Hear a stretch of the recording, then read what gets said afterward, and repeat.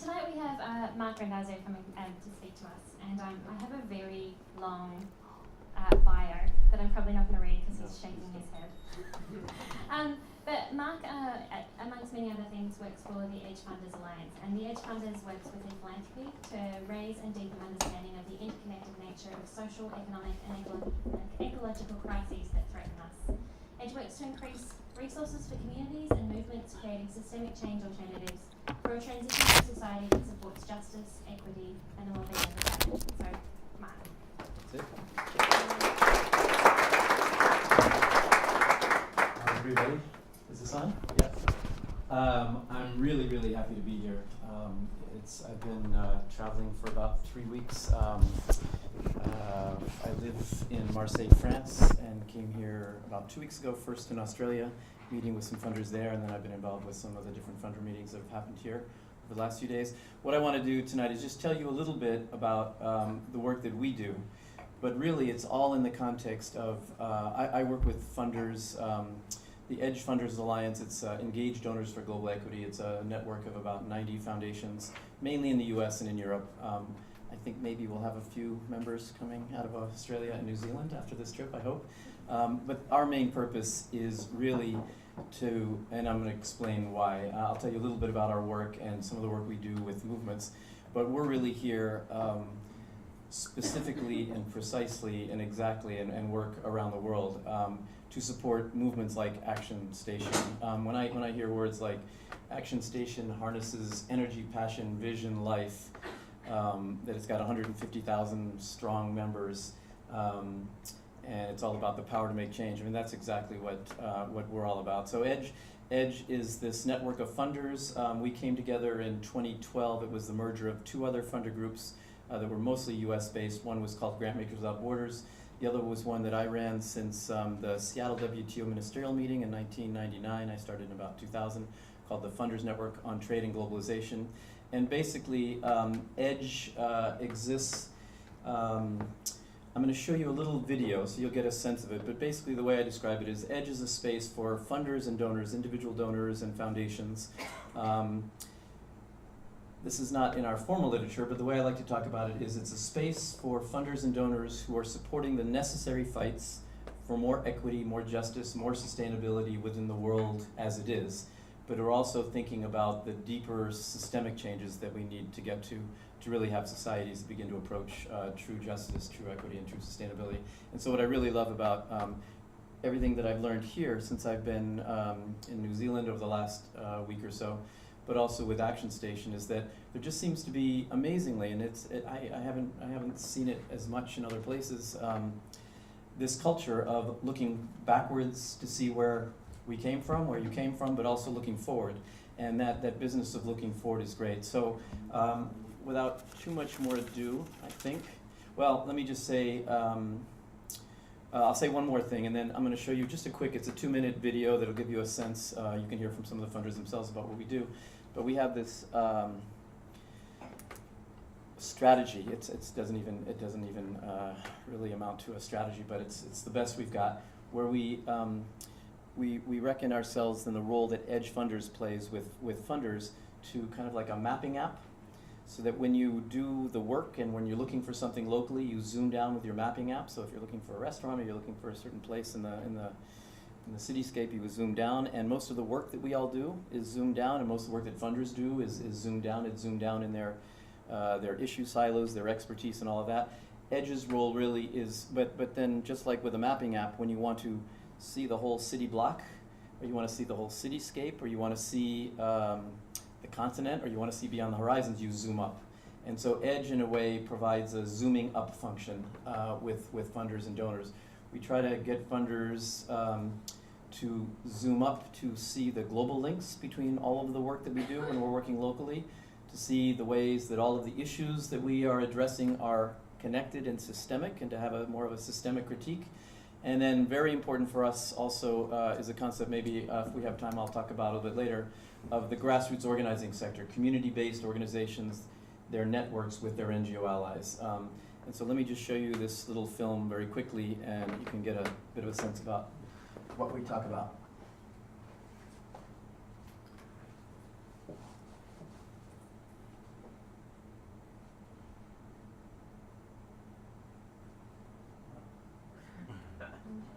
worked before. It really did.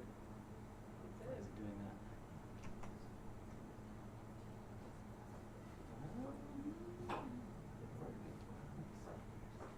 Let me just reload this. I'll give this one shot, and if it doesn't work, then you'll just have to listen to me a little bit longer. Oh, maybe I'm not. Okay.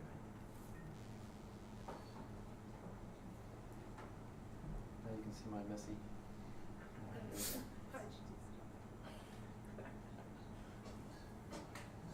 Oh, it's playing. Can you hear it? It takes a while for the sound to come through on this one.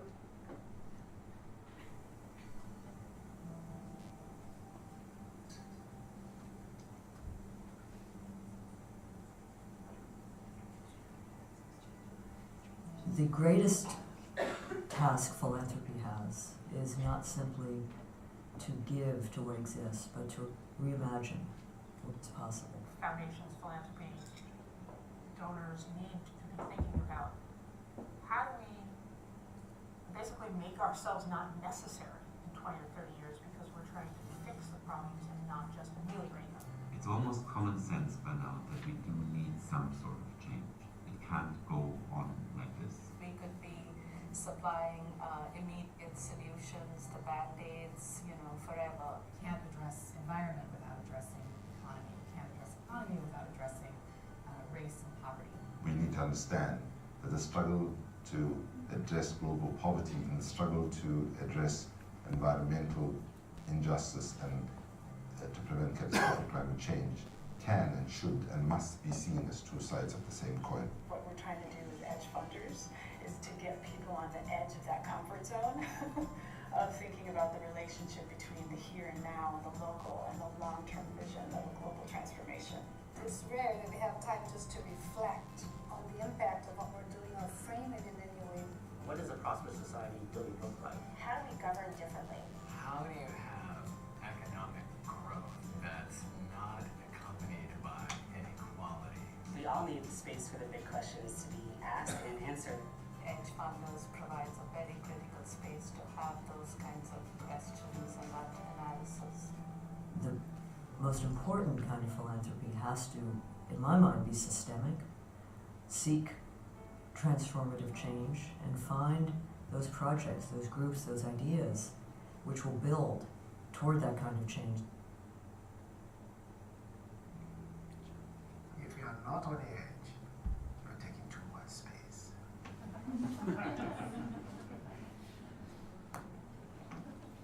All right, let me just switch.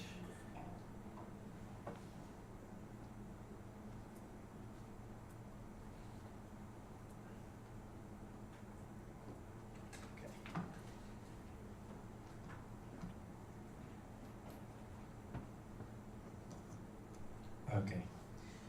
So that gives you a little sense of what we try to do at Edge and some of the themes I just wanted to pick up on. So these are just some slides from the talk I gave at Philanthropy New Zealand. I'm just going to go through a few of them quickly, but I was asked to talk about the need to move from transactional giving to more transformational giving. And so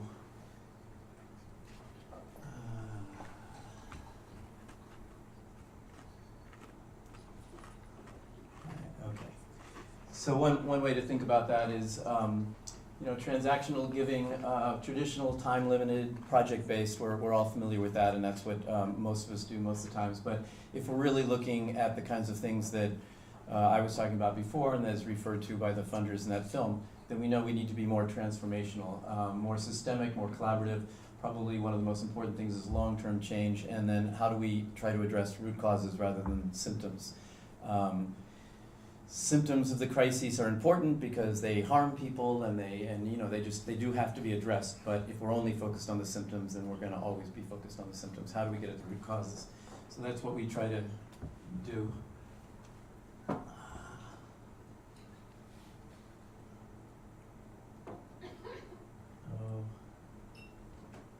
that's our mission.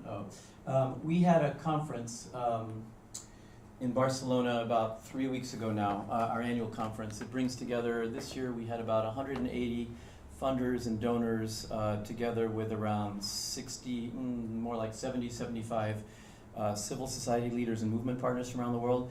On one of the slides in that little film, you saw that slogan, for funders with movements. That's something that's very, very important to us. We understand as funders and as donors that we are there to support the primary actors, the civil society and grassroots organizers that are doing the work. And so what we tried to do at this conference, and it was great when I was hearing a little bit, and we're going to talk more about this, and I guess there's going to be an exercise later with ActionStation. What ActionStation is talking about doing over the coming year, the coming period, with all of these dinners and all that, is exactly what we wanted to do at this conference. We got together these 250 funders and movement partners to talk about in various areas, broad areas, to talk about what does systemic change really look like? What is the vision of society that we have? How do we build back from there to see what kinds of things we should be supporting today that will move us more from just transactional work towards more transformational work. And one of the things that was really important for us was having this meeting in Barcelona, because there's just been so much good work done in Catalonia and in Barcelona, and we were really able to plug in to this work. Oh, thanks. Yeah, you can go to the next one. So we work with movements around the world, different movements and networks and organizations. What I'm going to talk about now, just very quickly in 5 minutes, just to give you a sense, we've been framing some of our work over the last few years around just transition and systemic change. And there are organizations, grassroots organizations in the U.S. that have been working on this, and they frame it as a just transition from one type of economy, one logic to another logic. And one important thing to understand about the way they use the word economy is they talk about eco, the word eco, from the Greek oikos, meaning home. Ecosystem are all of the interrelationships of home. Ecology is the knowledge of home, and economy is simply the management of home. So if you step back and you think about economy, the economy that we have, the economy that we've built, as simply the way we choose to manage home or the way we manage home, that's the framework to understand this work. It's a little bit off beat, but you can see it. So one of the ways they frame this that we like very much, and there are many different ways, but this is one really interesting way, is they talk about the pillars of an economy. Any economy, any way we manage home is made up of, sorry. I broke it. Broke it. Don't leave me in charge of the presentation. What do I do? You know. I think you go to view, to technology. It's like the worst slideshow. person to Okay, there we go. Okay. And now it's aligned. Look, we fixed it. All right. We fixed So it. the way to understand this, no, don't go yet. Go by itself. I'm doing the same thing. I'm not doing anything. Don't press play. Don't press play. All right. I'll talk fast. So how we use resources combined with how we think of work, to what purpose, and those are the three pillars in an economy of the way we manage home in their way of looking at this, governed by a worldview, or how we do that is determined by the worldviews that we hold, and then there's a governance system, kind of the implementation system around that. And if we go to the next slide, so what they call the extractive economy, in some circles, safe spaces like this, we can talk about the neoliberal economy. Resources are extracted, dig, burn, and dump. This is pretty obvious. Work is based on exploitation of labor, and the main purpose is the enclosure of wealth and power. It's not that everything in our society is geared towards the enclosure of wealth and power, but the main economy is geared towards that, and I think that's fairly indisputable. And you could put different words in there, and different people put different words, but the worldview is patriarchal. It's dominated by consumerism, colonial mindset. In the U.S., we would tend to say white supremacy is in there. There's all kinds of things in there that govern the worldview that motivates all this. And then, very interestingly, they say, go up to view and just go under slides, is militarism. And what they mean by militarism is that this system is enforced. I understand that the incarceration rates here are not as bad as in the United States of America, but almost. And so the whole system is dominated by, it's enforced through police, military, etc. Okay. It's just jumping in. All right, it started playing, I fixed it. Okay. Carry on.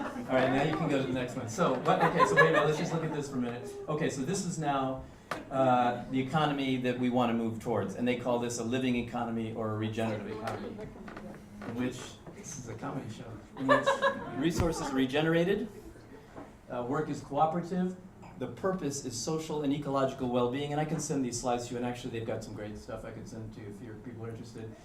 And the worldview is, again, you can use different words, but basically around values of sacredness and caring. And this says deep democracy. Under that is the governance system. Now you can go to the next one. And this is too complicated to go into details, but basically this is the overall framework that they use and that we like very much too. It's how do we move from the logic of an extractive economy towards a living economy? What are the various things that need to be done around that? So some of the things that are written here is we have to stop the bad, build the new. We have to build solutions that are visionary and oppositional, and they've got some really great framings around what we mean by visionary and oppositional, but I think you can imagine. Do many of you know the Divest Invest work around the movements around Divest Invest? Divest Invest is really framed around divesting from the carbon economy and reinvesting in greener parts of the, you could say, the extractive economy. Divest and reinvest here is stronger. It's divesting from the logic of this extractive economy and figuring out ways to invest in and feed and grow. So starve and stop this, feed and grow the living economy. And then there's the values filters, the way we must move resources. And then very interestingly and important, I think, for the work that ActionStation does is in the middle here, change the rules, draw down money and power. It's kind of a notion of subsidiarity, that we have to draw power and resources down to the lowest, the most local level that it makes sense to draw them down to. We can go to the next one, maybe. So our conference last year was framed this way. We took that and we reframed it as rethink, resist, restructure to build the new. Rethink, change the story, change the rules. Resist, stop the bad, divest from the old economy. Restructure, invest in the next economy, and build the new. And this is just a way to remind ourselves that if we're trying to move from transactional work to more transformational work, if we're trying to move from just addressing all of the harms created by the current economy, but trying to get at the root causes, we need to do all three of these things. We're still going to need to resist. There's all kinds of things, and vulnerable communities around the world need to resist, and we need to stop those bad things and those encroachments and whatever they might be. But at the same time, we also need to be rethinking things, and this is the power and the importance of education and popular education, ideology, rethinking, reframing.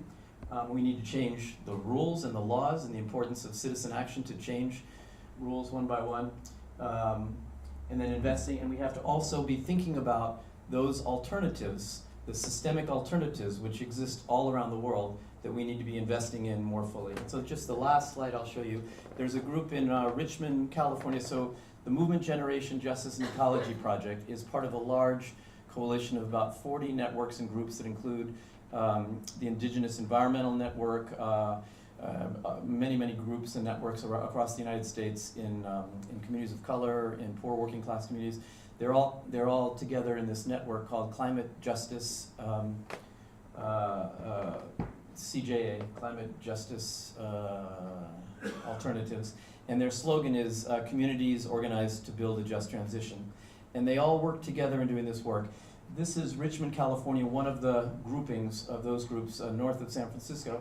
And I wanted to show this because this to me is, it's really important. When I'm talking with funders about this work, oftentimes they get it, progressive funders understand that we're not going to get our equity and justice and sustainability goals within that extractive economy as described in that earlier chart.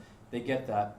But then it's hard to go to the next step to say, how do we work outside that system? How do we build within the system that we have? Because that's the system we've got. But how do we build in that, in supporting the things that will bring us to this next economy, this living economy? And what I like about this slide is, so you can't maybe see these in details, but these are individual projects. I'll give you some examples from here in a minute. These are individual examples by different groups in Richmond that if you take them one by one, for example, stop healthcare cuts, so there's a resistance strategy there under Organized to End the Bad. Stop crude by rail, there was a whole effort to stop laws, Oakland, the city of Oakland, from allowing rails to bring crude oil through. So there was a whole 2-year protest to stop all of that. Stop tar sands and cut refinery emissions. Very concrete resistance strategies. Organize a movement of movements. Partner with C4s. C4s are the type of foundations that don't get a tax write-off because they're able to do more lobbying. So movements should partner with C4s. Under change the rules, establish a city renewable energy and efficiency standard. So again, under work, money, and resources, connect UC, the University of California, divestment campaign with Richmond work. The point of lifting up these examples is that all of these projects are individual projects that one by one, individually, taken individually, are good, decent projects that help people day to day. But they don't necessarily amount to a just transition strategy. They don't necessarily individually amount to a deeper systemic change. But when you bring all those groups, I think in the Richmond area there are probably 15 to 18 different networks that have been working together on this plan. When you bring all of their projects together, and they bring them together within a thought-through vision of what kind of a society, what kind of a community they want to live in, and what kind of a society they want to build over the next 30, 40 years, then the parts come together to make a much more powerful whole. And from what I've understood, and I'll end with this from ActionStation, the exercises that members of ActionStation will be doing with the, I have to write this down so with your, well, taking the time to reflect on the 2040, the 200 years of the Treaty of Waitangi, that's exactly what we're talking about. And really, I can say this in all honesty, what we do at Edge Funders is we spend a lot of our time doing kind of mapping exercises and looking around the world, both at funders who are interested in coming together and thinking about this work and figuring out how to support this work, but very, very importantly for us is to be able to show organizations around the world and networks who are actually doing it, because that's what's going to help funders be able to move from, yes, I get it, this framework, we can't get to our goals within this framework, but then going to that next step about how do I fund, how can I support these new efforts by showing them all of the incredibly creative and courageous ways that activists and community groups and NGOs around the world are working to transition from one type of a logic to the other. And ActionStation, I'm really glad to meet them and get to know them and pull them into our networks and hook them up with some of the other groups that are working on this around the world, because it's exactly the kinds of examples that we need. Thanks.